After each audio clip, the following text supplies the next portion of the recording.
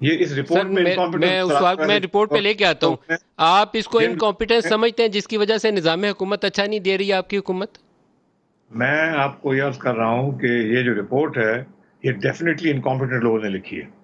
اس میں تو کوئی شک کی بات ہی سر نہیں ہے، اور یہ پروو ہو جن جائے گا اوور لوگوں کی ٹائم. فیصلہ سازی اندر دی گئی ان کے متعلق رائے جاننا چاہ رہا ہوں. وہ آپ کے کولیگ ہیں، پارٹی کے کولیگ ہیں. واجد ضیاء نے تو ایک رپورٹ بنائی ہے نا، تو آپ کی حکومت انکمپیٹنٹ لوگوں پر مشتمل ہے؟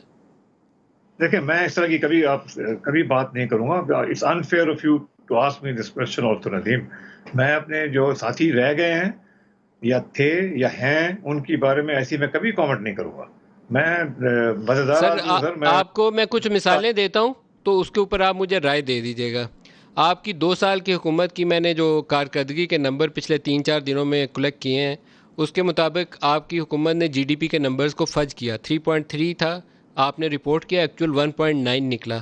آپ کی حکومت پہلے سال میں 600 ارب کا ریونیو شارٹ فال کا پاکستان کو اس نے سامنا کرایا. One of the largest fiscal deficits in the history of Pakistan 30 جون 2019 کو، اور اس سے بڑا 30 جون 2020 کو ہوگا.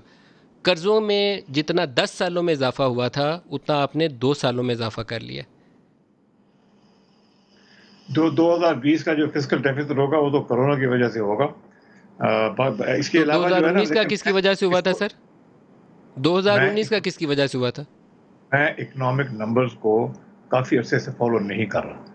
میرا اس سے کوئی تعلق بھی نہیں ہے، تو میں اس کو بہت عرصے سے فالو نہیں کر رہا. بٹ ڈیفیسٹ پہلے سال کا ڈیفیسٹ نہیں ہونا چاہیے تھا، پتہ نہیں کیوں ہوا تھا، کوئی وجہ ہوگی اس وقت. سر آپ مگر